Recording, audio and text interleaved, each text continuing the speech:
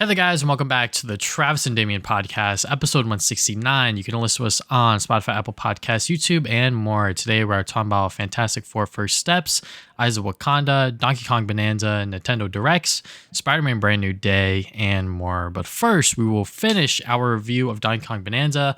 Last time, we said we were around 10 to 11 hours, which was actually the halfway point. So now we have now finished the full game. We're going to talk about full spoilers. If you do not want to hear spoilers regarding the game, please skip to the next section of the show. But yeah, I mean, I really love this game. I am still working on my review for it, but really the second half of the adventure sold me on like everything. I think separating DK from Pauline, even if it was for like just one level, it really enhanced the story a little bit. And I already knew about King K. Rool, unfortunately. I fucking saw a spoiler, but that shit was so cool still because I knew looking at, I believe we were in the planet core, just seeing like his belly there. I was like, shit, here we go. But I didn't know about going back to New Donk City. That was so fucking cool. I was like, okay, yeah, like this shit's hype. And honestly, it was just such a fun 3D platforming experience that I could wholeheartedly say is like my pick for game of the year right now. Split Fiction is still very, very good, but I think Donkey Kong Bonanza just gave me everything that I would want from a solo platforming experience. Yeah, the game is fantastic. The finale was phenomenal. You know, I've been hearing so many people talk about this finale for the last 3 weeks already, and I was just like, I really have to get to this point already. I've been collecting every banana, every fossil, so I was really taking my time with this game, and I've been enjoying every second of it. But that finale really wraps the game up in a great bow. Like, it is a fantastic finale. King K. Rool, I was also spoiled, that King K. Rool was going to be in the game. I saw, it wasn't as direct, but I saw Gangplank Galleon was in the game because it was like recommended to me on YouTube. I'm like, shit, the only place when he's there. So, all right, I guess he's in the game. But, that didn't really matter because getting to that finale, fighting him the first time in the planet core, then when you're ascending up the gold thing to the surface, New Donk City, and then the actual final boss, all of that was peak. And people weren't lying when they say like this is one of the best finales in a Nintendo game. And yeah, it's extremely good. I don't know where I'm gonna put it in my game of the year list. It probably is like top 3 for sure, probably top 2. I think Expedition 33 in this game are going to be definitely like, I'm going to think about which one is better in my head for a little bit. Mm-hmm. But both of those games are phenomenal. Obviously, Split Fiction, of course, also a fantastic game that came out this year. So overall, just a fantastic year for games. And Donkey Kong has really stood out to be like for me anyway, the system seller for the Switch 2. Like if you're looking for something for the Switch that's not Mario Kart, definitely get Donkey Kong. Like this game is phenomenal. Like I said previously, I think this game improves upon everything Mario Odyssey set to do. As with the collectibles being more meaningful, I guess there's more of like a story, I guess. The throwaway characters like the Void Company I actually liked a lot more than like the fucking Brutals or whatever in Mario Odyssey. Like no one gives a shit about those characters.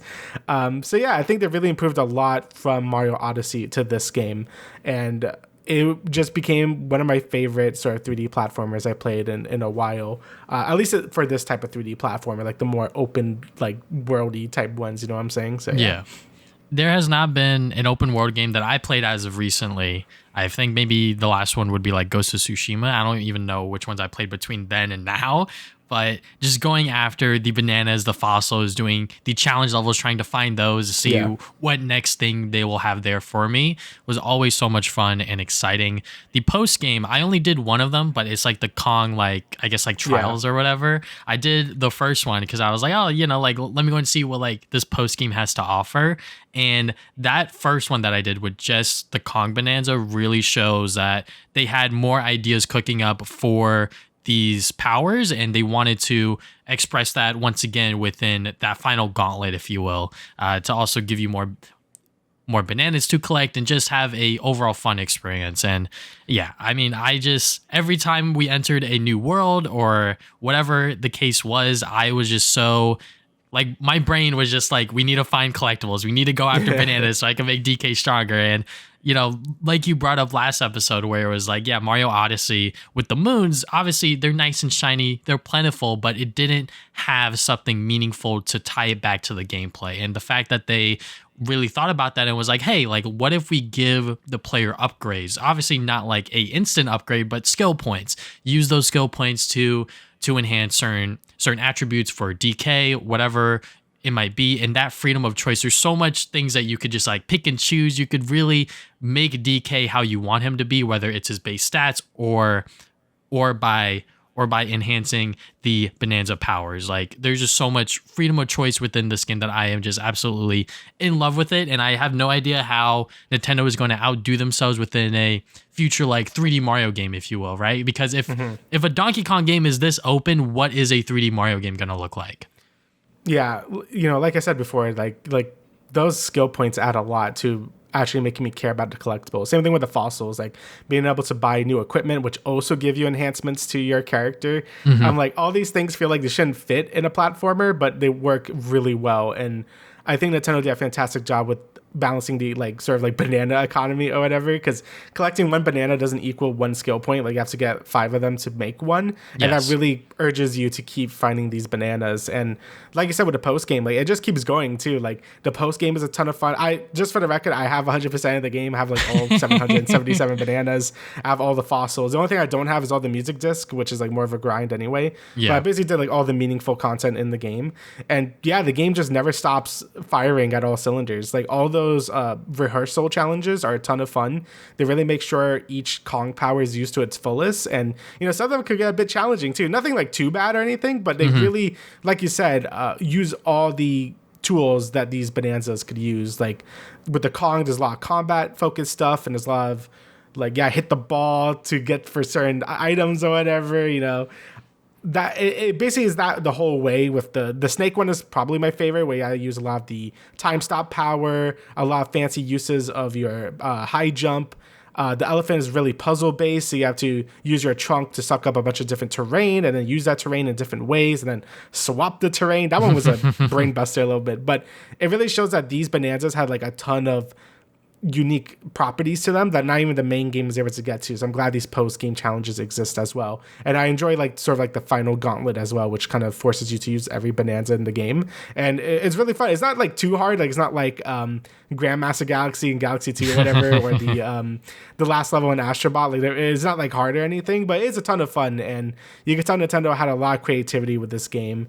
And, like I said before, it really did incorporate all the best things from these more open worldy platformers that have been coming out recently. Like, honestly, I think Sonic Frontiers was a pretty good step in the right direction for some things. Like, not every, like the lack of polish or whatever, not so much, but the skill points was a good, sort of push into the right direction to make like collectibles more meaningful. And Donkey Kong sort of like that, like Mario Odyssey, Frontiers, Breath of the Wild, all that combined into like a perfect game, right? So yeah, definitely fantastic game. Really, the only downside I have with the game, I guess, is like sometimes performance can get a little shit. For the most part, it's fine, like when you're just playing the game normally. But if there's like a lot of particle effects on screen, so if you're like sucking up a bunch of stuff as the elephant, the game does like chug a bit. But that's pretty rare for it to happen. So like basically the whole game is very polished. I didn't notice no bugs, obviously, from a Nintendo game. It was just an enjoyable experience throughout the whole ride. So just fantastic game. Yeah, Nintendo is always known for their polish, I would say. Whenever one of their games comes out for their console, whether it was on the Switch 1 or now the Switch 2, it's always like perfect. Like I never really ran into any major bugs or glitches between this game and Mario Kart. And yeah, the frames would chug a little bit, but the fact that the game is still running at a consistent 60 frames per second at that is like insane. So for it to chug a little bit when you're like throwing a bunch of stuff or like a lot of things are happening on screen, I can forgive it. The one thing that I think me and you both agreed on last episode was the fact that the boss fights were a little too easy. But now that we played the back half of the game, I think we can confidently say that like the boss fights did get a lot better, especially that final boss. It wasn't tough, but when it started doing like those curveballs at me and like bouncing it, I was like, oh shit, wait, hold up. They're cooking here. They're cooking. But still, that zebra boss fight lives rent free in my head because I think that one was really smartly executed in terms of its placement and also having it have platforming sections within the boss fight itself also. I feel like every other boss is just DK wailing on the enemy until they die, which is fine. That is just who Donkey Kong is as a character. But yeah, other than that, I mean, the camera is still a problem. I feel like when you have like a game like this where everything is destructible, you could dig as far as you want, wherever the game will sort of limit you, you're going to have camera issues. Like the camera's not going to be perfect, but I do applaud them for at least trying to make it usable with like the shadow, and you're still able to move it around, but it will get a little too close to DK or maybe not close enough, whatever the case is. Yeah, I'm actually like impressed that the camera works as well as it does. Like it does have its issues when you are digging underground, but the fact that the game kind of like zooms out and kind of gives you like this like little, I don't even know how you describe it, like little ant view of yourself, like just digging through the tunnels. Like that is a smart way to combat the fact that you're gonna be underground a lot in this game. So I do applaud Nintendo for finding a creative way to like see your character when you're digging so deep underground. But yes, it could be sort of an issue at times. And the boss fights, like you said, get a lot better towards the later half of the game, especially the cave roll fights, and especially the last one. That one is a ton of fun and was actually pretty challenging. I did die once or twice because I'm like, what is happening here? But once you figure it out, it's a ton of fun. It was a great final boss. I'm glad they nailed that K-Roll fight. But if they do make a sequel to this game, or like any Donkey Kong sequel, I guess, I do hope they put more effort into like sort of the early game bosses to be a bit more challenging. Like not too much, because I know it's still like a 3D platformer and like boss fights aren't like exactly the thing they're known for, but it's always nice to have nice memorable bosses at the end. But yeah, overall, I think DK Bonanza is definitely the Switch game to own this year. Depending on whatever Nintendo releases this year, first party or third party wise, like I think this would definitely be like, you have to play Bonanza if you have a Switch too. Like, like screw Mario Kart or screw whatever. Like Donkey Kong, it definitely is the system seller, just like how like Mario Odyssey or Breath of the Wild was for the Switch 1 during its first year. So yeah, highly recommend DK Bonanza. It was just a delight to play the whole way through. And I'm glad Nintendo has branched out from just, making Mario a 3D platformer. With Kirby, the Forgotten Lands coming out, and DK, I'm glad that they're really expanding these other franchises to be more than just 2D platformers at this point, because I think they really deserve it. And they really nailed it the first try. I mean, I know this is technically Donkey Kong's second try in a 3D platformer, but, they nailed it. Same thing with Kirby. Like Forgotten Lands I loved as well. So, hopefully to keep it going. Obviously, I knew 3D Mario will always be nice, but this definitely made me happy with just having this game. So keep it up. It's really hopefully good. This should hold over those Mario fans for a little bit. But yeah, I am just excited to see what Nintendo does next within their next like first party big open world sort of game. It's great. It's just great stuff.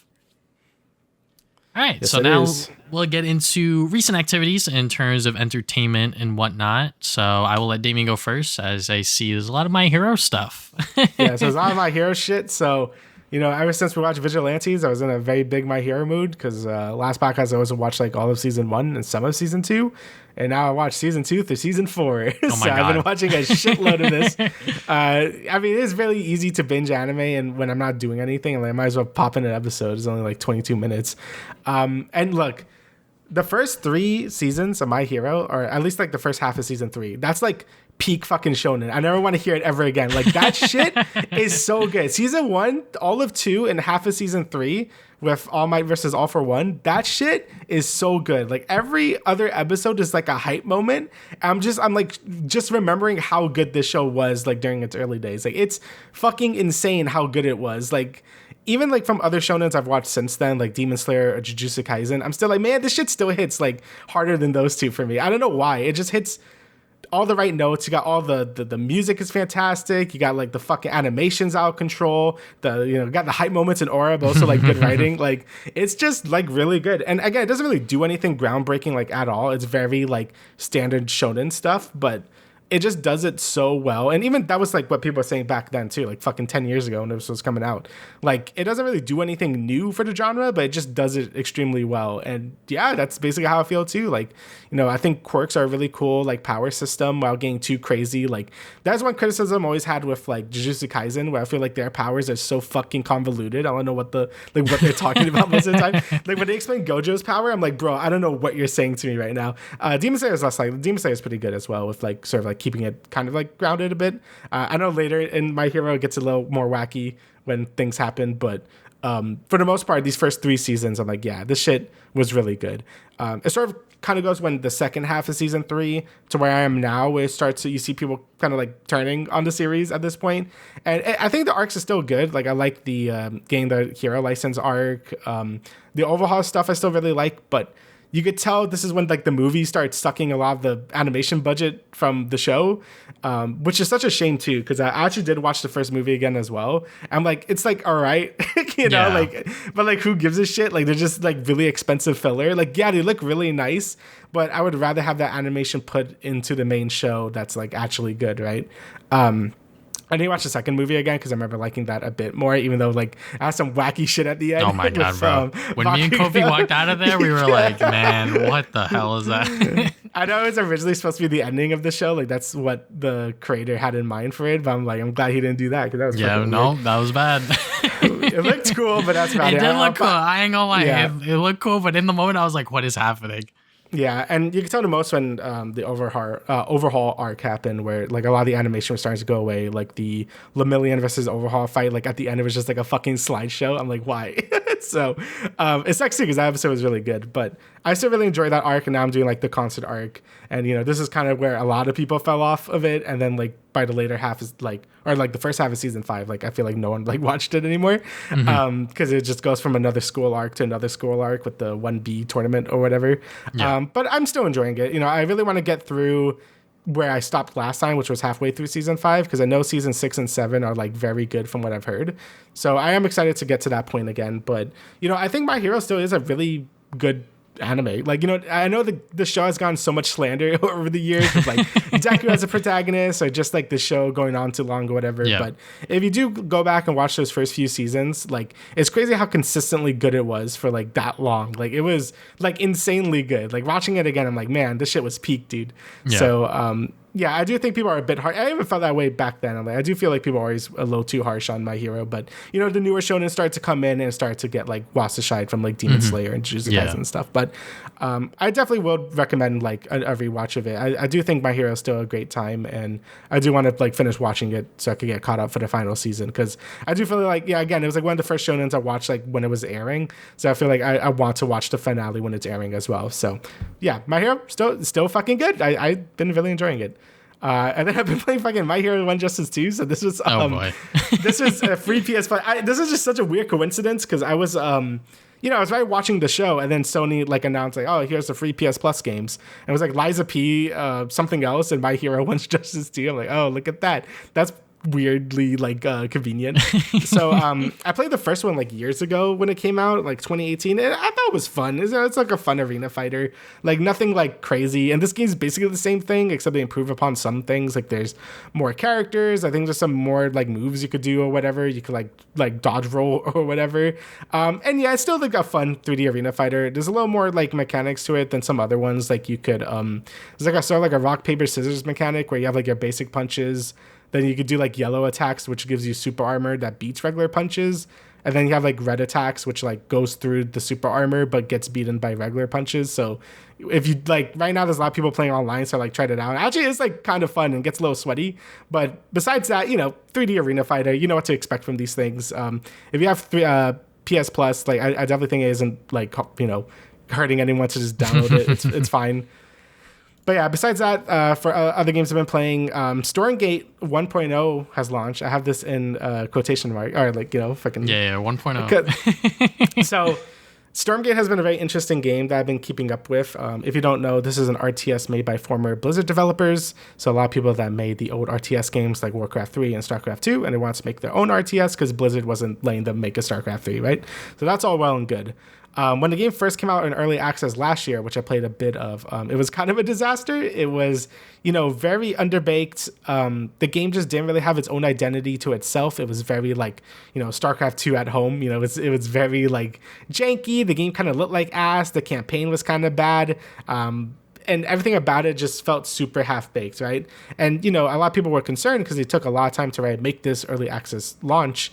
for like 3 years. I think they were working on it at that point, and like a shitload of money as well. Like they got a lot of Kickstarter money, and then they got a lot of money from private investors. So a lot of people were wondering like what the fuck happened here, right? So I basically ran off the game, but not ran off the game, but I definitely was like, I'm gonna wait how this game does when it actually does come out, like in like a year or whatever.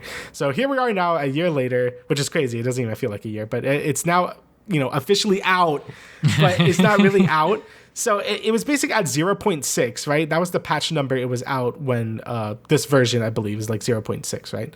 But Frost Giant was just like, nah. This is now 1.0 now because we finished the campaign. 1v1 is kind of complete, but there's still a lot of features that they promised at launch that aren't still done yet. So the co-op mode is not even close to being done. They launched an in-game editor, which is pretty cool, but also, again, isn't even feature complete yet. Like, you can't do a lot of things in it yet. And there's also supposed to be some 3v3 mode that they keep hyping up that also is not even close to being done yet.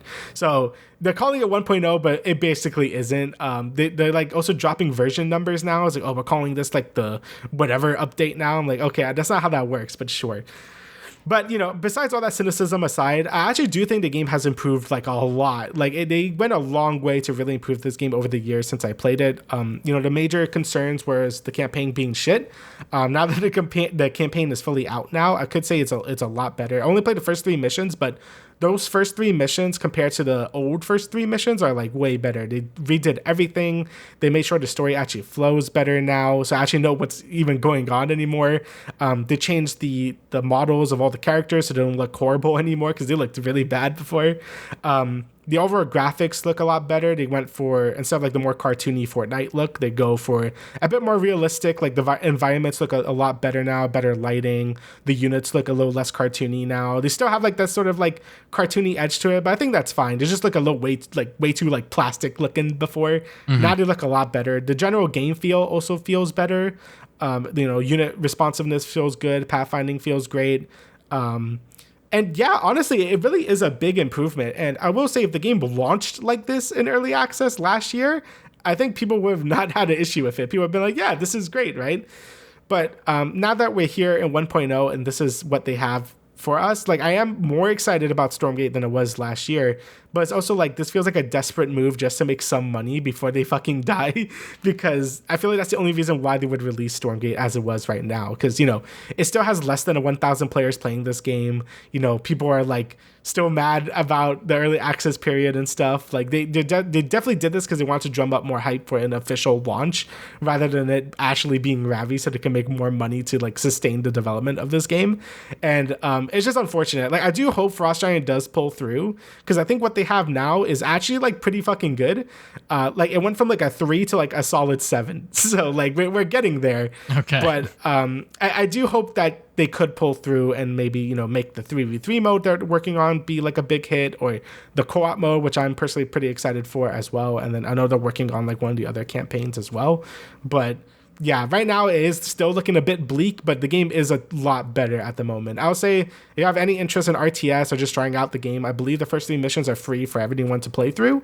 And I think they're a pretty okay introduction to like the game in and of itself. So I would definitely recommend at least trying it just because it's free. If it does well, or if you should buy the full campaign, that's more on you. But yeah, we'll see how this game keeps going. I'm going to still keep my eye on it, but we'll see how things go in the future. All right, so next thing I played was the Adventures of Elliot demo. This is just a short little demo. There, I'm going to talk more about this, like I guess like what people were thinking about it when we talk about the direct or whatever. Yeah. But the game itself is really fun. So this is made by the people that made the Octopath Traveler 2, Triangle Strategy, like that team at Square, the HD2D team. And I think the game is great. It basically plays a lot more like a Zelda game than an action RPG, which we're like advertising it as. So like I was more picturing like an Legends of Mana type game or something where it's very focused on like, you level up and you just swing your sword or whatever. And it is that, but it definitely feels way more like a classic 2D Zelda game than anything else. Like there's puzzles to do. You have like bombs and arrows just like, Link does. Like you pick up the bomb like this and you throw at shit. Like it feels very 2D Zelda, just with like a lot more combat and like obviously like skills you could learn and items you could equip and stuff. So it makes for a really like, I guess like addicting gameplay loop. So you have like that traditional 2D Zelda feel with that action RPG feel that, Zelda kind of dips in sometimes and not fully. This game kind of feels like a fully realized, like, what if Zelda was more of like an RPG, right? And it was good. I think the game looks great. I still enjoy the HD 2D art style, even though people are getting kind of sick of it at this point. I think the game looks really good. It runs well on the Switch too, which I was playing it on, which I believe is only exclusive for a little bit. But yeah, I think the game is really solid. Definitely looking forward to when it actually does come out. I know, like I said, I'll talk about when we talk about Direct, but we were still like not too sure about HD2D games, but I think this is a pretty solid one, and it comes out next year, so pretty good. And last thing is the Fortnite update. They released the newest Fortnite update. I don't know what season. I think it's season 4 of chapter whatever we're on anymore. The Power Rangers update. Power Rangers update, yeah. So we got Power Rangers, and then you fight like bugs and shit. It's fun. I like it. So basically, like around the map now, you have like hives. You could go in and kill, and then if you kill a certain amount of bugs in these points of interest, a giant queen comes out. You kill the queen and you get a bunch of loot. And it's fun. They kept the whole ranking system from the last season, so the better you do by killing people or killing bugs, like drop pods come in, and then you could get like better loot as your rank levels up to like S or whatever. And I think that's fine. I still miss the perk system, but I know they kind of integrated that into the game by having them as items now. But yeah, it's fun. I like the new weapons. The minigun seems like a trap. Like that weapon seems really bad. Like it does like no damage, and anytime someone tries to use it on you, you can just shotgun them to death and they die. So that gun seems really bad. The rocket launcher is fun because it's really good to take out vehicles since it like kind of follows your cursor around. So that's fun. The alien blaster is also fun. You can like sort of charge it up like a Mega Man blast and like shoot it at people. That's like kind of fun to use. And yeah, it's a pretty fun Fortnite thing. I like you get like a Megazord at the end of this season, so that's neat. Power Rangers, always cool to see. Spartans, that's cool. So yeah, good season so far. I like it. Yeah, I mean, we're only like 2 days in or some shit. Yeah, it's like yesterday, I think so. Look, I'm a Power Rangers kid. I hate the Mighty Morphin sometimes because like that's all they use. It's the same thing with like the Ninja Turtles where they only use the OG cartoon for like any marketing as a 2003 kid for the Ninja Turtles. Anyways, yeah, Fortnite. It's still cool. It's a lot of fun with the whole keeping that ranking system. I think was a smart idea. I think from last season, from all of the stuff that they had with like the superpowers and like crypto and like everything like that, I think keeping the ranking system where it really encourages you to be proactive in your games, to constantly fight stuff and do things around the map to get better loot. And obviously, if you're like at the last circle and you're still at like a C rank, you're kind of trolling. But, hopefully you could able to squeak that one out. But yeah, the new guns, the new points of interest are pretty cool so far, and I cannot wait to unlock the fucking Green Ranger because obviously that's just aura. Yeah, it really is.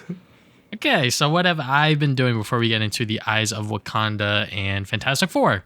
Obviously, just like with Superman, I started reading Fantastic Four comics, and there's a lot of points that I could have started from. I probably should have started with Wade, because I think he comes before Hickman. That is the run that I decided to read. I believe this book might have been heavily inspired for this movie, because I think Matt Shackman, who is the director for First Steps, really brought up Hickman a couple of times. But if you guys don't know who Jonathan Hickman is, he is one of the GOATs at Marvel Comics right now. He is currently writing the Ultimate Spider-Man comic, and that's pretty much a reason why a lot of people know his name, because he's so fucking good in that book. But reading some of his older stuff involving the Fantastic Four, obviously as someone who's been reading a fuck ton of books and comic books in general over the past couple of years, when the run first started, it's very weird. Like certain stories just start and end with that issue, and then the next issue starts and nothing's really mentioned from beforehand, but it does kind of tie back in at the end of this run, if I can say that. There's still a lot of ground to work with, which I will get into in a bit, but the ending of this first part is like crazy. I mean, like, this is a fucking spoiler, but it's like a super duper old book. So at a certain point, Johnny Storm dies. He sacrifices himself to save pretty much everyone. And what that happens is that Spider-Man comes in to replace Johnny, because that was Johnny's sort of like final wish at the start of this new book, FF, still written by Hickman, drawn by Epting. Anyways, yeah. So pretty much that was his final wish, and I think I'm like a few issues in, so I can't really talk about it just yet. But yeah, I mean, it is fun to see Hickman write for Spider-Man and see him pop up every now and then. He was even in the main book at at various points. He does consult. I forget their goddamn kid's name. Franklin. He consults Franklin after Johnny dies, because obviously, it's like, shit, man, my fucking uncle died, and obviously Spider-Man is like, well, my uncle died, and I could talk to you about that shit. So yeah, it was just that issue alone, like that final issue. I think it's 588. There's not a lot of dialogue within like the first half of it. And like, it's so fucking emotional. I don't know why. I'm just like looking at the art and just like seeing like how like the aftermath of Johnny's death is playing out. I'm like, fuck, man, this shit's cooked. Like, I can't believe I'm like getting emotional over this, even though like I knew like that twist was going to happen, but just seeing it, how it all plays out and all that stuff. But yeah, I can't wait to read the rest of Hickman's run. I have been reading some other books, but I'm not going to talk about those today. What I will talk about is the fucking Amazon movie that is taking social media by storm. I've been seeing it everywhere. Featuring Ice Cube. You got War of the Worlds. My girlfriend really wanted to watch this because I think she saw that tweet where it was like, if you get a 0% on Rotten Tomatoes, that's the equivalent of like getting like a 90 or like 100. And I'm like, you know what? You're fucking right. Because like, what movie is really this bad? And this movie is fucking terrible. Holy shit. Yeah, I mean, so the movie takes place all on a screen. So like there's no like camera movement. Everything you see is on Ice Cube's desktop or like phones or whatever. And like that setup works when it has like a good story. So like something like Missing or Searching, like those two movies are fucking fantastic. I love those movies. I still remember seeing both of them in theaters and seeing how it all plays out. But with this movie, it's just like, what is happening? There's so much shit going on. They just throw like new plot points at you like every like 5 minutes or so. The movie is less than 2 hours long, but that was the longest like hour, 30 minutes of my goddamn life. I was just like, can we please just get to the end? Because when you watch movies on streaming, personally, I don't like to touch the player. So I don't know like how far I'm in a movie. But at certain points, we paused it because we were just like, what the hell did he just say? What was that? Like, what is happening?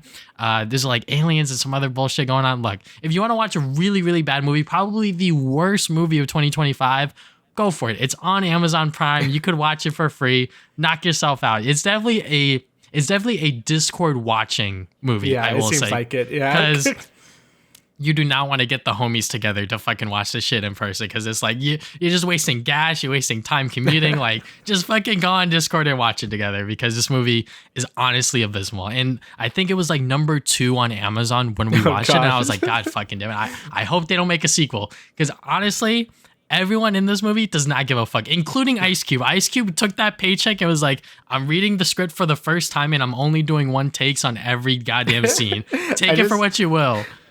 I just see when his son dies and he's just like, oh my God, bro.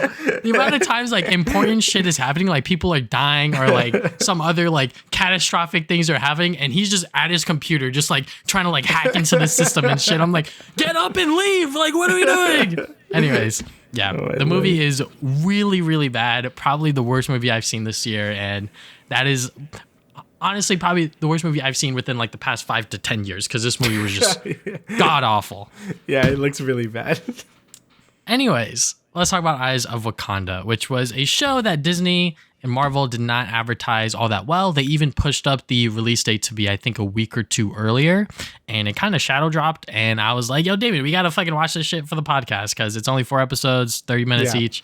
So we watched it, and I had no idea what I was getting into, other than the fact that it is a Wakanda show, Wakanda stories, and it is a anthology series, animated, and you follow various groups of people sort of throughout Wakanda's history. And then I think in the final episode, some like crazy shit happens where it's like, like she's been trying to time travel to see like which point within the Wakandan timeline leads to like their sort of collapse of like the whole country or whatever. And I was like, what the hell's happening?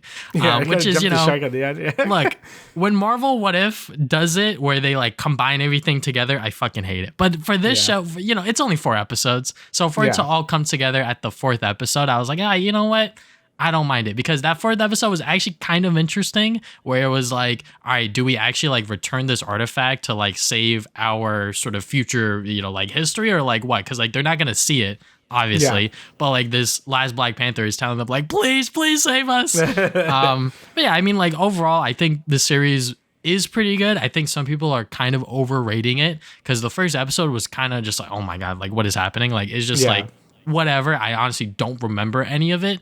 Episode 2, a little more interesting because you have Achilles in there. So I was like, oh, okay, like let's see how this part of history plays out. And then the third episode, obviously fucking Iron Fist. So that was pretty cool. But that episode felt very like Marvel-y. It felt like way too jokey. I was like, what the fuck's going on? But yeah, overall, it's a good show. I think if you want to watch stories featuring Wakanda, sure, go for it. But it's definitely something that you don't have to watch, which I think is a lot of like what the Marvel animation stuff is doing. Yeah, it was honestly like better than I thought it was gonna be because I also heard like nothing about it when you told me. Like I heard it about it like a week before you told me about it, and then I forgot about it. And I'm like, oh yeah, we probably should watch that. And it's another anthology series, and I do think it is better than What If because it is following just Wakandans and like how they're going throughout history. And I think that's interesting. Like they have this faction called, or like this inner group in Wakanda called like the War Dogs, I believe, and they're like charged with like taking back artifacts from different nations that have somehow gotten them. I don't know how that happened, but you have like different agents that would go around these like important time periods. So the first one was kind of like explain, like you said, like when with the first episode, I'm like, I don't know what's happening either. It's not until you watch the second episode, I'm like, oh, I see what they're doing here. Okay, I get it now. Because they don't really explain a ton in the first episode. It kind of just throws you into it. But yeah, basically you have like someone going through these important histories in time and then like collect the artifact and shenanigans would ensue. And yeah, I think it's pretty good. I do like that the animation is different compared to the other ones. Because the standard What If art style, I'm just like not a fan of. So I'm happy it is a bit more stylized. It's still like not the best animation ever, but it definitely does look a lot better, and some fight scenes do look pretty nice. So I do appreciate they went for like a different art style that like sort of like fits what they're going for. And I appreciate the different timelines. Like the Greek one was fun because you see Achilles and the Trojan horse and all that fun stuff, and it got some good emotional beats to it as well. And then the third one, like you said, Iron Fist is there, but also was like probably like you said, the most Marvel-y one, all like the jokes and stuff, very jokey. And then the fourth one sort of like ties it together, like what they're even doing here. It's like you have like this future Wakandan queen being like, yo, put that axe back or we're all gonna like die from aliens. So that was kind of crazy. And then the way they like sort of like fit it into the MCU is like, I guess like that's how we get to the modern MCU timeline. Yeah, like Killmonger or whatever. I was like, okay, it's kind of interesting, but we didn't have to do that. But that was kind of cool. Yeah, we didn't have to do that, but it was fine. Like I think the overall story of like these Wakandan agents sort of like going around at different points in time doing stuff, like that's pretty interesting, and it's kind of cool to see how that technology sort of evolves like even faster than like wherever they got going on, because I think it was like 14,000 BCE or whatever, and they had like fucking jets. I'm like, that's kind of crazy. So, but yeah, I thought it was pretty decent. I definitely think it is worth a watch. Like you said, it's very short. Very like it's like 30-minute episodes, and there's only like 4 of them. So it doesn't hurt to watch. And I do think that more of these Marvel shows should be like this, like shorter mini series that aren't really that necessary to the overall MCU, but are just nice little complementary things. Like there could be canon, it could be non-canon. It doesn't really matter. You're just kind of watching it to have some fun. So I thought it was a decent time. But like you said, like no one's fucking talking about it because it kind of just came out of nowhere. So yeah. Yeah, it just came out of nowhere. The one thing that I wish that the show does, I mean, obviously the art style is much better than What If, but I just wish maybe, because it's kind of hard to compare like Marvel anthology series or just like their TV shows in general when you got Star Wars visions on the same fucking platform. Yeah. It's so hard to be like, man, like imagine if like this episode was drawn in this different style or whatever the case. I agree. Yeah. Like it's Marvel we're talking about here. They got fucking tons of money. We don't have to continuously do CGI animation, which like isn't a bad thing. I will defend CGI animation every day of the week because I love obviously the Spider-Verse movies. I love Slam Dunk. Like those films really showed that CGI animation has a place. But I think, maybe we could implement some 2D stuff here and there, because even like X-Men 97, even though we both haven't watched it, I know a majority of it is CG, but it's supposed to look 2D. So, yeah. But overall, Eyes of Wakanda, it's a good time. I don't necessarily think that it is going to ruin your day, if you will. So, right. Yeah, definitely, it's decent. It's good. That's more than I could say for a lot of the other Marvel shows. So, yes. Yeah. Okay. Speaking of Marvel, let's finally talk about the Fantastic Four First Steps. I actually watched this twice because the second time I watched it, I did like a back-to-back double feature with Superman after. But we'll talk about the comparisons to Superman in the later bits because I think that that's like a huge discussion online or whatever. But let's just talk about the film in general. First time watching it in IMAX was honestly really great. Just seeing that Galactus scene where he's fucking just looking at the Statue of Liberty, or farming as always. But overall, I think Fantastic Four First Steps, considering when you think about the timeline for this film, right? Like Marvel was really struggling, like trying to get the cast together. How the fuck are we going to implement them into the overall MCU? And it's like, oh, we'll just put them on 8/28, which is Jack Kirby's birthday. Shout out to that. I really like that little touch there, just have them be separate from everyone else and then bring them in later on, I think was great. The cast itself, I honestly really love all 4 of the members. I had no doubts about anyone, even Joseph Quinn. I know a lot of people were like, Joseph Quinn is fucking Human Torch. What the hell's going on here? And honestly, I was a defender from day one, and I'm glad after finally watching the film, he really delivered on Johnny Storm. He has pretty much everything that you would want from his character of being like a dumbass, not like a womanizer, but he likes ladies, and also ladies being smart. Like he has that intelligence. There's a reason why he went up into space with the other 3, right? It's not just because he is Sue's little brother. And the overall movie, the way that they pace it out, the way that they showed, hey, like these were their early days, I guess like the first 4 years, if you will. And I think that's probably a big problem with a lot of people that watch the movie, is because we are seeing them for the first time. It's hard for them to really buy into like they have been superheroes for 4 years kind of thing. And they wanted to see maybe a little bit more action or maybe some lesser scale stuff before we get to Galactus, which I agree with. I think that's something that we will talk about later. That I wish that there was at least maybe one movie of the Fantastic Four before we get to Doomsday, because now we're just getting straight into Doomsday and I'm like, what the fuck's happening? But overall, Fantastic Four First Steps, really great movie. I love Pedro. I love Vanessa. I wish there was more of the Thing.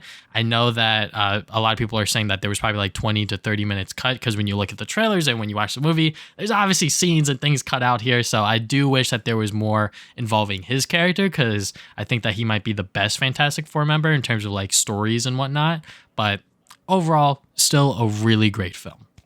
Yeah, I mean, I feel the exact same way. I thought it was definitely the best Marvel movie of this year, and I think they have been progressively getting better, or just this year alone with Captain America. It was all right. Thunderbolts I really enjoyed, and this movie I'm like, yeah, this was like a great Marvel movie. Obviously there's some issues maybe with like the last half of the movie that some people aren't liking. Like I know like the whole space chase sequence is the most exciting part of the movie. Like yes. So like people really enjoy. I also really enjoyed that moment. And once you get back to Earth, it slows down like a lot. So I do agree with that. Like the pacing did feel a little off, but I think overall I think they sold the Fantastic Four to me pretty well. Like you said, I feel like some members of the Fantastic Four needed a bit more screen time, like the Thing. Even like Johnny gets stuff obviously with Silver Surfer and decoding her language and stuff, but I feel like it was mostly like Sue and Reed get a lot of screen time, and those two, like you could feel like some of the cuts they were doing, like I don't know why. I'm like, you could just add them in. Like you could have had like a bit of a longer Marvel movie, especially when it's like a new cast of characters that you gotta get to know, and there's like 4 of them, right?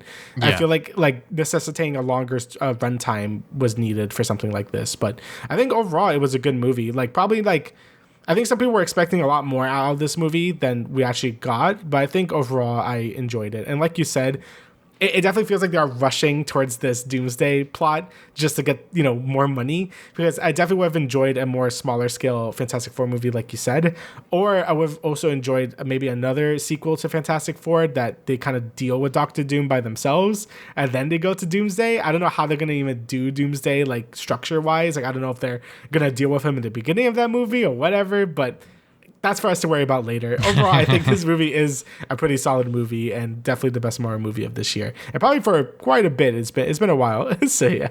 I guess getting to other favorite characters of mine, obviously Human Torch, but Vanessa Kirby, she really sold Sue Storm, and I really love that.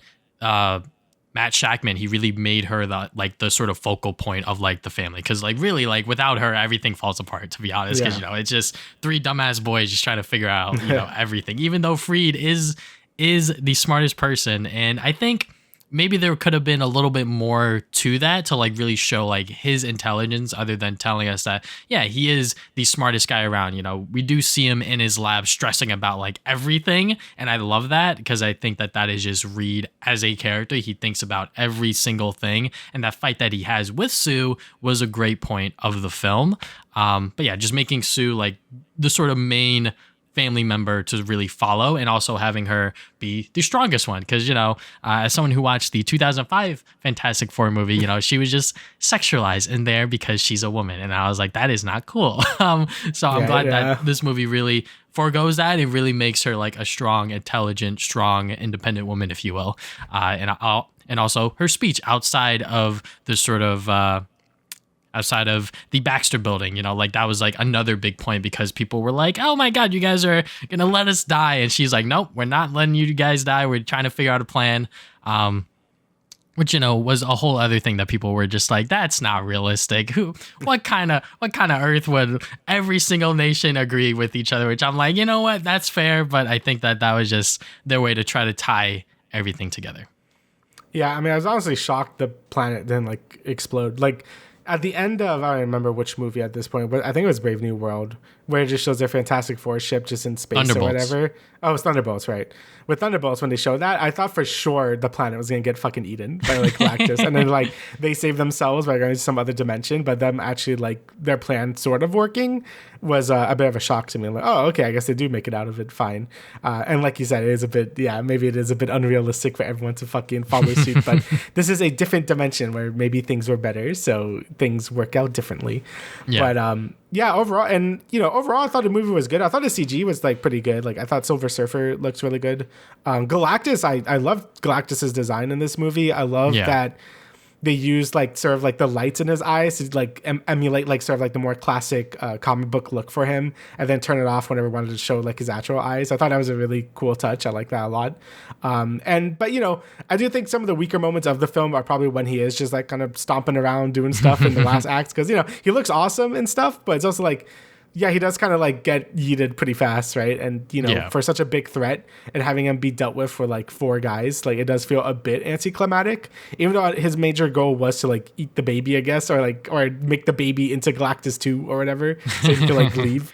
So yeah, I guess we'll see him later in the future, some future Avengers movie. But overall, I think like my major issue with the movie is that it does like the first like act to the second act are like the best parts of the movie, just because that space sequence is so good. Oh my God. So, yeah. Yes. We got to talk about that space sequence, because when I watched it the second time, when they started going up into space, I was like, oh boy, I'm locking in, because like that sequence was just so much fun. There was so much going on, you know, obviously them confronting Galactus and trying to make that deal, and then him, I guess, accelerating Sue's pregnancy and just like trying to get the baby out of there. Then you got that happening. Then Silver Surfer is trying to chase after them and sort of get the baby herself. And my God, like just anytime, I feel like I don't even know that the other Fantastic Four movies really showed them like going up into space and like doing all of that stuff. So the fact that this is the first live action Marvel movie to really show the Fantastic Four doing that kind of stuff was a lot of fun. And obviously that's like the peak of the movie, unfortunately, because the third act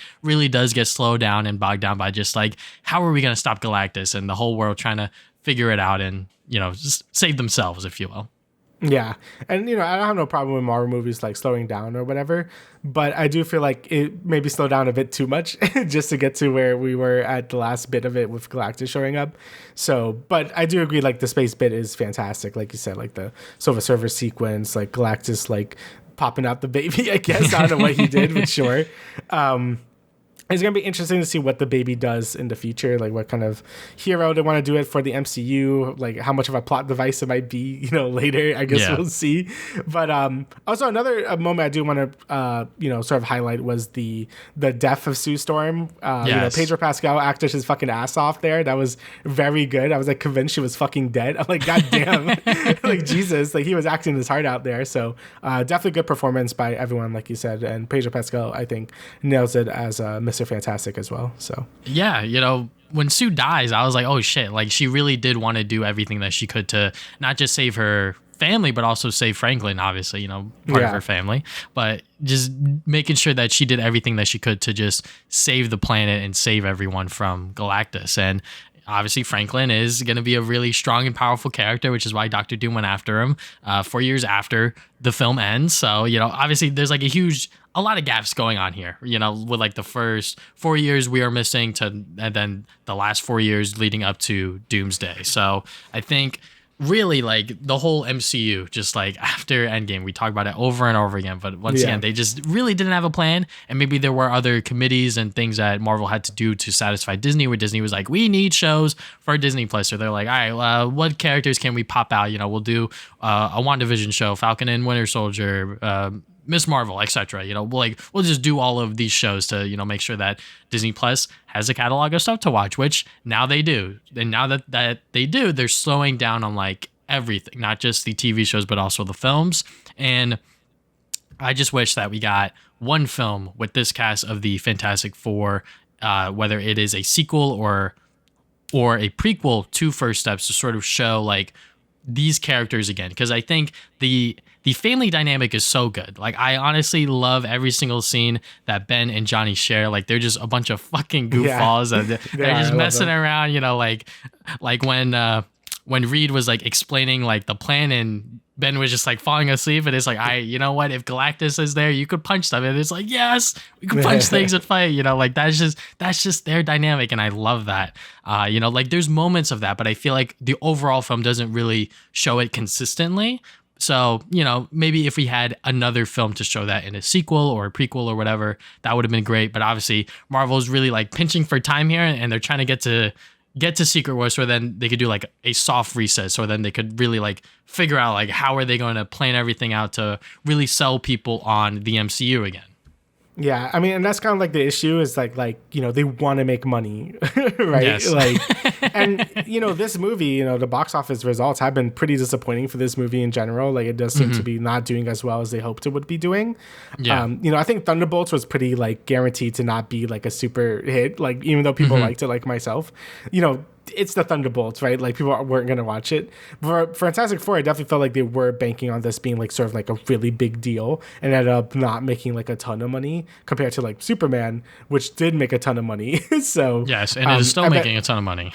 And it still is making a ton of money. Like, the word of mouth of Superman was like fantastic, right? Pun intended. But Fantastic Four just didn't have as much, I guess, like momentum as Superman did. And Disney's kind of going the DCU route, where it's like, all right, old DCU route, where it's like, all right, we just gotta make movies and then make the big event and then go. Like, no time to breathe, no time to do anything. We just gotta do it. And you could argue like the Disney Plus shows were that, but they also were like bad. Well, not bad, but they were like okay, right? Yeah. Like, a lot of them were like okay. So, and none of them really like advanced the plot too much further. And it's hard to have your cake and eat it too, where it's like, okay, like, let's just have a good standalone story, but then you also want to have it be connected to everything, and it's just hard to do all those things. And for me recently, I've always been of the opinion, I'm like, just make the movie first, make it good, or a show, whatever, and then sort of like connect it towards the end, I guess, like if you have to, because it is the MCU, you're gonna have to do that, right? I mean, some of my favorite movies recently from Marvel were like No Way Home and Guardians 3, and those were more focused on just kind of telling those character stories. Like, here's the end of the Guardian story, and it was great. Here's the start of Peter Parker's story for real this time. And it just works because it's like, it feels like a solid just trilogy by itself, right? And I feel like these recent movies, like Thunderbolts, felt like a good standalone movie for the most part. Like, obviously you have to know all of them, but you can kind of get the gist by just watching it. And Fantastic Four almost had that point as well. It's like basically its own thing to like the end. So the guy like rush everything to like make it like sort of like work like with the overall MCU, like Doctor Doom and stuff. So I agree with you basically being like, yeah, they probably should have been like a prequel or one more movie before this Galactus encounter. But it still was a really solid movie. I liked it a lot. Also, another thing I forgot to mention, I love the aesthetic of the movie being like this retro future, like 50s aesthetic. Like, I really enjoy that like style a lot. It's something I really enjoy when the MCU does like more unique environments that aren't just like a normal, like, here's just New York City, like, unless it's Spider-Man, right? That's fine. But like, here's just like, just random like American city or whatever. Like, it's cool to see like sort of stylized stuff. Like, Wakanda is always like a fun environment to visit because it's like so fantastical, right? So but yeah, overall I thought Fantastic Four was really good. But I guess like the main argument comes to if you should watch this or Superman, right? Like, I see that's a big debate right now because there's a lot of people that can't watch both movies, or you have to pick one or whatever. Yeah. And I think I still am of the opinion, like, I do think Superman is better. Like, I think I do just really like Superman a lot. Like, that made me feel things when I was watching it. And I really like Fantastic Four as well, but it definitely felt like, oh, this is a good Marvel movie. While Superman felt like, oh, that was a really good movie just in general. It goes to be because I have a pretty big bias of James Gunn now. Like, I just like anything he makes at this point. But yeah, I do think Superman, if you did have to like make me say it, like, I do think it is better. But I do think both movies are worth seeing in the theaters, in my opinion. Yeah, Fantastic Four First Steps, it is still a really solid movie. I just wish that there was a little more planning on Marvel's side, but, they're just trying to get to Secret Wars, like I said. When it comes to Superman versus Fantastic Four, because I saw them both on the same day, seeing Fantastic Four first and then Superman, it's like, it's kind of obvious that, like, Superman is just, like, a better movie, especially on rewatches, because I think me seeing Fantastic Four for the second time, knowing, like, what people have said with, like, the flaws and everything like that, it really made me think about those more, which, like, made me dislike the movie just a little bit more, which is not an insane amount. I just wish that there was more stuff with Ben Grimm. That's all. I just wish that there was more stuff for him to do, because Ivan Masbakarat, he is such a fantastic actor, and the fact that they cut out most of his scenes sucks. I get it, because he's a fucking walking rock, so CGI and budget there is going to be expensive. But Superman is just a so much better movie, and I think a lot of people are excited for it because it is the start of something new, right? When they see a Marvel movie, they think it has to be attached to something else. And even though Thunderbolts and Fantastic Four are very good movies that could stand alone on their own, when they see the Thunderbolts, they're like, who the fuck are these guys? And even when it got changed to the new Avengers, like, who the fuck are these guys still? And with Fantastic Four, it is separate from its own thing, but I think people are just sick and tired of Marvel, and I think a lot of their recent movies post Endgame, especially when like COVID started to like lift up with like Doctor Strange and a couple of those other projects, Ant-Man 3 especially, really lost faith within the audience and like their trust, right? So they got to regain that back. I'm sure a lot of people are going to be in seats for Doctor Doom because it's Robert Downey Jr. and it's going to fucking work. As much as I hate that casting, but I also kind of love it because it's like, it's going to work. It's going to get people in seats. But is the movie actually going to be good? Which we will find out when that movie does come out a whole year from now, which is kind of crazy. And even before that, which is Spider-Man, which we will talk about more at the end of the show. But yeah, overall, Superman is just better because I think it is just new and exciting. And I think the way that they teased the next movie with Supergirl is not even in the post-credit scene. It's literally baked into the movie. So yeah. Both films are great, but if you really had to pick one, I think Superman is just arguably so much better. Mm-hmm. Yeah, I agree with that. Okay, let's end there for the superhero stuff until we talk about Spider-Man. Let's talk about Nintendo, because that's really all the gaming news related to today. They have raised the prices of the Switch 1 for whatever goddamn reason. I think it's because of the market or the tariffs that's going on. So they're like, well, let's increase the prices on the older hardware, which doesn't really make sense. So now the Switch OLED is like $400 from $350. The original Nintendo Switch is $340, and the Switch Lite is $230. So, all them retro, old school, stores are increasing their prices because of that. So shout out to them. Good for them. But, I don't know why they're doing this. It's just so weird because you could pay an extra $100 and if you find it, you could get a Nintendo Switch 2 and you could play all of the new and upcoming games that are going to come out for like the next 5, maybe even 10 years. I don't know, because they're still releasing Switch 1 hardware to this day, which we will talk about within the sort of indie world and even the partner showcase. But yeah, it just seems like that they are just trying to make sure that they don't have a loss on whatever profits that they're trying to make. Maybe they are making a loss on the Switch 2 and they're like, hey, where can we make up for that? We'll just make the Switch 1 stuff higher. But at the same time, that will not encourage people to buy that older hardware and all this other stuff. Nintendo's being weird. They're just being themselves, if you Yeah, it's probably two things, being like, the global economy is kind of in the shitter at the moment. I think the prices of like chips are increasing. Obviously, all the stupid tariffs that have been happening. There's been a lot of things that have been happening that would probably prompt them to increase the prices of their stuff. It goes to be that they don't want to increase the price of the Switch 2, so they're increasing the price of the Switch 1 instead, which kind of leads to a double thing where it's like, people will see the increased price of the Switch 1 and maybe parents would be like, oh, why not just get the Switch 2 for an extra $100 or whatever, right? And then it would, move on to the Switch 2 at this point, right? So it seems like a sort of like a double thing was like maybe Nintendo didn't have to do this, but they see the opportunity to be like, well, we could blame it on global situations and then like kind of push people to buy the Switch 2. Yeah. And it's not like the Switch 2 is hurting anyway. Like that thing is selling like hotcakes, like it's fine. But it seems like Nintendo really wants people to like sort of move away from the Switch 1 to the Switch 2. So it goes to be that. There's a lot of multiple factors to be why they did this, but it is crazy that I think this is the first time in my life I've seen the prior generation get a price increase when its successor has come out. Across, that's like insane. Everything kind of, Yeah. like even like Xbox, they increased their prices on like the Series X and S, and PlayStation hasn't done it for the US yet, but I wouldn't be surprised if they increase the PS5's price anytime soon. Yeah, it's one of the few times where if you actually bought the console at launch, you're saving money, which is like insane, right? So, Nintendo be doing crazy stuff. They write like Joy-Cons, I think like $100 now for the Joy-Cons too. They increased the prices on the accessories, including amiibos as well. So it seems like they want to do everything besides increasing the price of the Switch 2 itself, which is a smart move if they have to do it, but it's still bullshit, right? Like I would rather this not happen.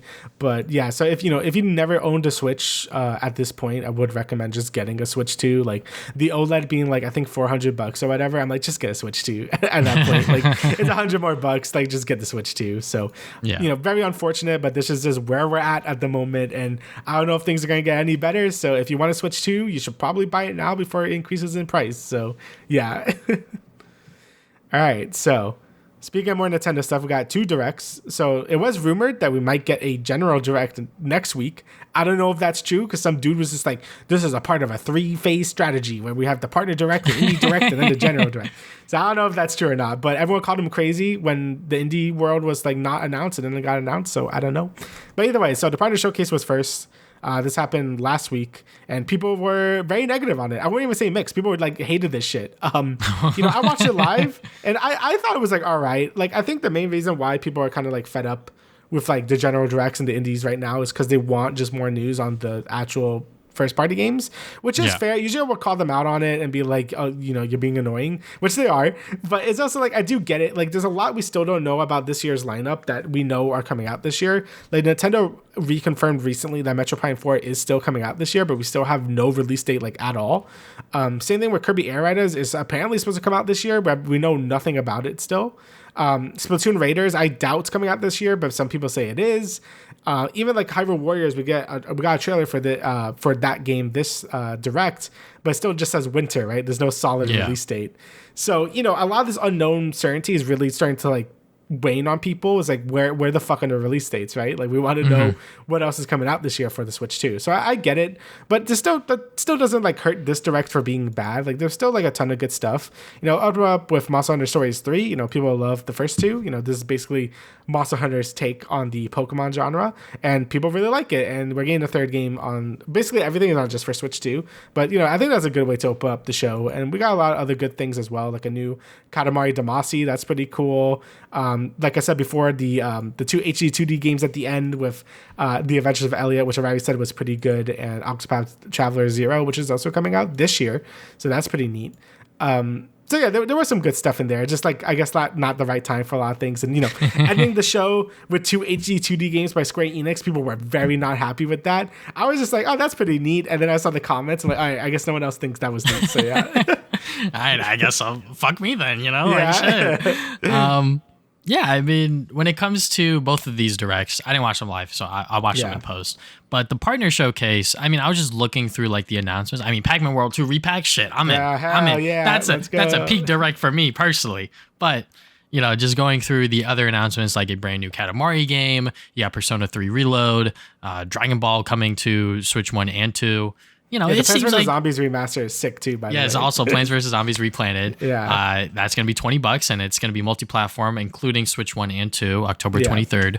But yeah, I mean, overall, I thought that this partner showcase was fine. Like it wasn't like anything mind blowing or whatever. But like you said, with the whole people being impatient and not knowing what's gonna come out for stuff later this year, I mean, just just fucking trust Nintendo. I mean, I'm not trying to like glaze them here, but like they've done this before. They've announced games really close to release, and guess what? When that happens, you build up hype. Like that's what happened with me and Mario and Luigi Brothership, because it was like, oh wait, like that game comes out in like less than 6 months, less than 3 months, I think. Like they announced that, and then it was coming out like as soon as possible, and then that game's like super fucking long.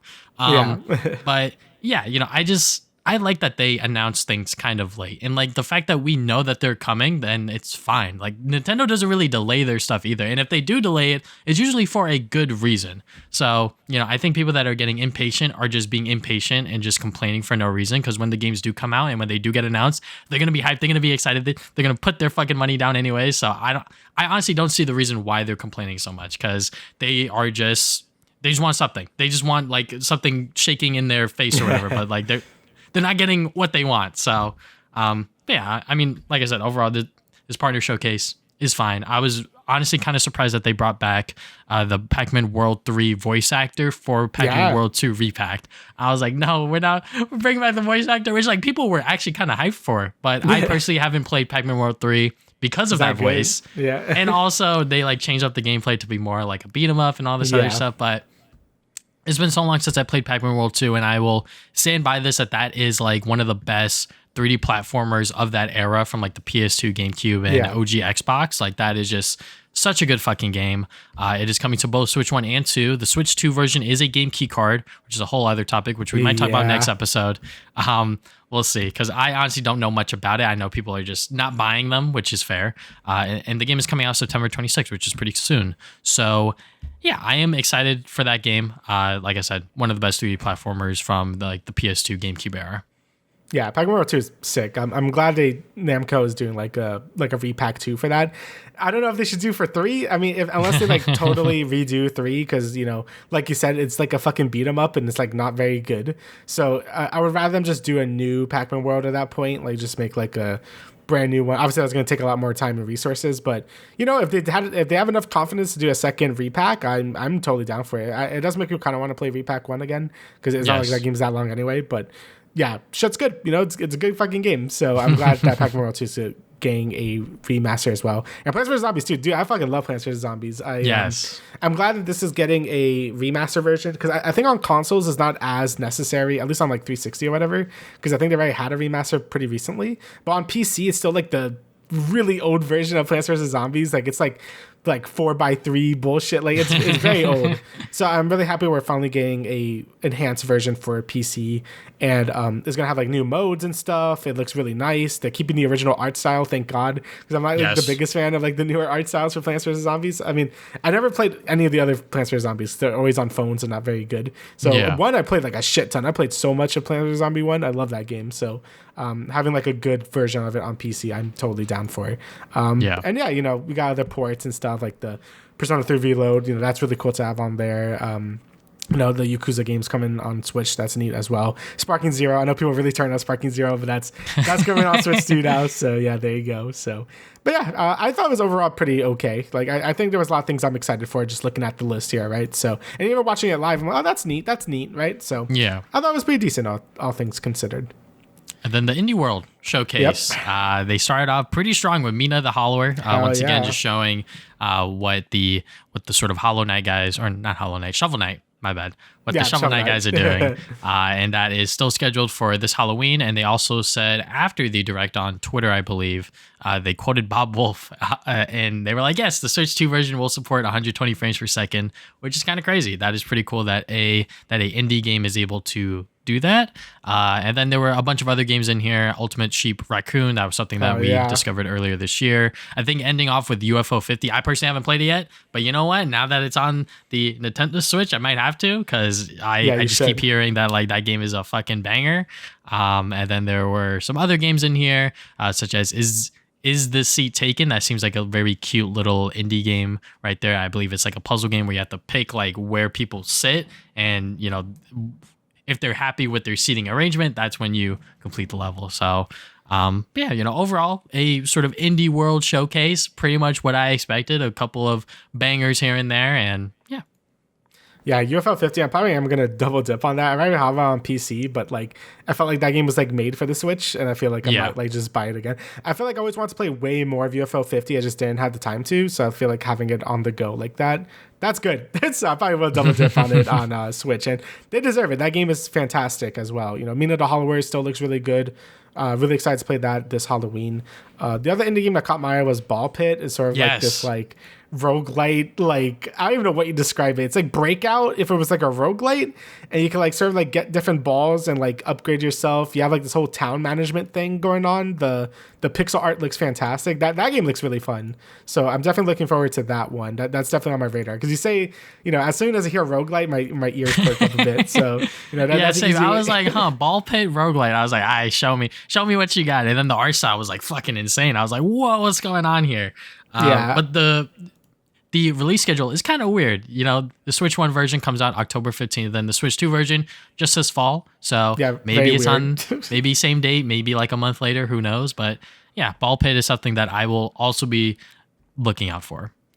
And I guess like the last thing besides like, you know, Ultimate Cheap Raccoon, which we're probably are definitely going to play when it comes out because we love Ultimate Chicken Horse here. Yes. Neverway looks pretty cool too. I believe it had like pixel artists from like Celeste and stuff. It looks like, you know, like one of those like farming games, but like it seems like there's like more to it. I like the more gloomy art style to it. Whenever I have the full like sort of portraits of the characters, like it just looks really nice. So that game looks neat as well.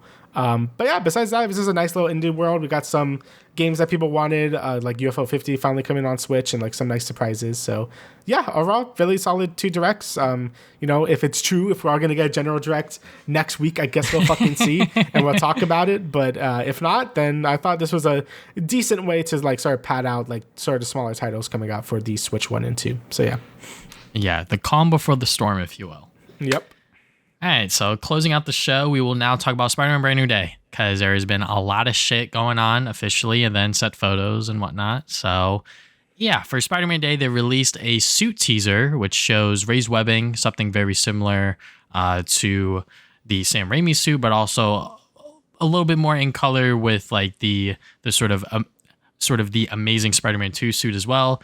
And then after that, they did a Tom Holland suit reveal where they showed him in the costume to sort of promote the movie, and also before the leakers and the set photos came out before they actually started filming, because once again, with the whole culture behind filming on set and everything like that, it's kind of hard to hide certain things like that, like the suit. So Marvel really wanted to take control of that and show the people on social media what it's going to look like, which I love that they're doing that, because obviously with the recent Marvel movies and even just like superhero movies in general, you know, there's been things leaked and shown off from set photos, which is fine. You know, I think that is just how the culture is these days, and you just have to get ahead of it. So Marvel's like, well, for Spider-Man, obviously everyone's going to be fucking keeping their eyes on the set and sort of like the streets that they're blocking off of what they're filming. So they just wanted to get ahead of it, and I love that. Yeah, I mean, it's a smart way to combat the leak culture because, like you said, people are going to see it anyway. And Marvel's been pretty bad at like sort of keeping it under wraps anyway, like with the Daredevil set pictures that we've been seeing, even No Way Home, when we talked a lot about that when that was coming out.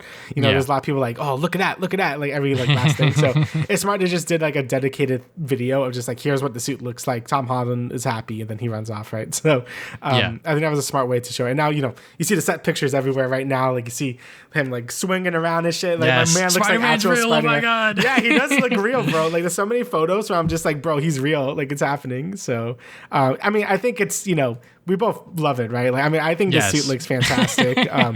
Like, it looks super good. I mean, I was never like against any of the MCU suits before. Like, I know people are very purists about like what's a Spider-Man suit. He had so many suits that I'm just like, I think most of them look fine. But I won't lie, like this one does hit like really hard. Like, it is a really good looking suit, and I'm excited that they're going for, you know, just like a classic ass Spider-Man suit, right? Like, you know, it kind of fits into Tom Holland Spider-Man's story arc, as we've been saying for years now. Like, he's actually Spider-Man now. He's living as Peter Parker for reals this time, and finally having like this classic suit like really just symbolizes like what he's been through at this point, right? And I think they did a fantastic job with it. So yeah, this suit is, oh my God, I just love it. I just cannot believe that Marvel are actually moving the final swing suit and then just making small adjustments to it and then bringing that into Brand New Day. And it just looks peak. He looks just like Spider-Man. This has to be the most comic accurate Spider-Man suit to date, and obviously the most comic accurate one for Tom Holland. You know, I think, like you said, all of his suits have been pretty good. I think just giving him so many up to this point is probably because of toys and whatnot. Oh, yeah. But just having him now back to the basics, and even like the goddamn web shooter sticking out, I love that. I know some people aren't a huge fan of it, but I think just having that really shows that he's fucking broke. He's alone in this world. He's got nothing going for him. Let's go. Peter Parker's miserable. I love it. But yeah, and then seeing him with the mask on, oh my God, like that is Spider-Man. And it is very similar to like the Homecoming eyes, just I think slightly bigger and maybe slightly angled or whatever. But yeah, just keeping that identity the same. I just love it. I just cannot wait to see what this movie is actually going to look like. Just from all of these set photos and the things that are going on. Obviously, we don't know exact details. I mean, I guess the one thing that we can talk about is that Mark Ruffalo will be returning as Hulk in Spider-Man 4, and alongside Michael Mando, who will play as Scorpion, which we saw at the post-credit scene of Homecoming. So yeah, I'm just glad that they're bringing that shit back around, because obviously people have been like, when is that going to come back into the picture? But then they did this sort of post-Endgame epilogue with Far From Home, and then they did No Way Home with the whole multiverse bullshit by bringing in the other Spider-Man, and then sort of capping off Tom Holland's trilogy and just making him very, very alone. So yeah, I just want to see what this story is going to be about, because there's so many characters in it now. Now we have confirmed the Punisher, the Hulk, Scorpion, maybe Mr. Negative. That's something that is like something that's like up in the air. Like people are theorizing that like that's why Savage Hulk is coming back, is because of Mr. Negative, but apparently he's not in the movie or whatever. You know, like obviously there's like various sources and leakers that are saying one thing contradicting the other, but you know, I hope Mr. Negative is in the movie, even though as fucking jammed this movie is already, just like on paper, I just want to see it all play out, right? Yeah, I mean, like, that's how I felt about Superman when that movie was coming out. Like, oh, that seems like way too much for one movie. And then it ended up proving me wrong, where it actually works like very well. It just felt like a nice full movie. So I'm hoping if they do something like this with Spider-Man, it has the same effect where, yeah, on paper, it seems like way too much. Like, you know, worst case scenario is like Spider-Man 3, where it's just like too much going on. Or best case scenario, it could be like Superman, where it actually did juggle everything it had to do pretty well. So I guess we'll see, but it is like a lot of characters. So we'll see how things come out. You know, if Mr. Negative starts running around, I'm like, all right, that's like a lot of people, right? But I guess we'll see. I mean, I'm really excited for Punisher to be here. I think that's great. And his costume that they've been showing also in the sets, it looks really good as well. For the Punisher special presentation, oh boy. Yeah, so all these things are just looking fantastic for this movie.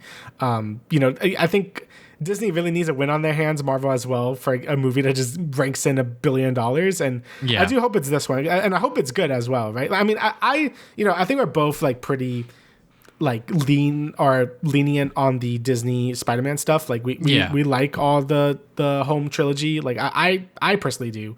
Obviously not perfect. Maybe some of the other movies are better, like obviously Spider-Man 2 and stuff. But I think for the most part, it definitely is the most consistent out of the other two live action Spider-Man movies. So I'm definitely giving them a benefit of the doubt for New Day. I think this movie is going to be really good from what I've been seeing. I mean, at least they get the essence of Spider-Man really well just from these costumes alone. Like it just looks great. So I'm definitely excited for it. The moment the first actual trailer for this comes out, we're gonna be all over it, because it looks really good. So I think the reason why we are so lenient on Tom Holland's version of Spider-Man is because it's not really his fault in terms of like why his movies are quote unquote bad, and I don't even think we believe that like entirely. Like there's certain aspects of it that we don't like, but I think it's because one, we love Spider-Man, so obviously seeing more of him is like good, and also we are understanding of the fact that he was brought into Civil War kind of last minute because Marvel got that Sony deal and they had to cram him into the MCU, and sort of how does he fit into.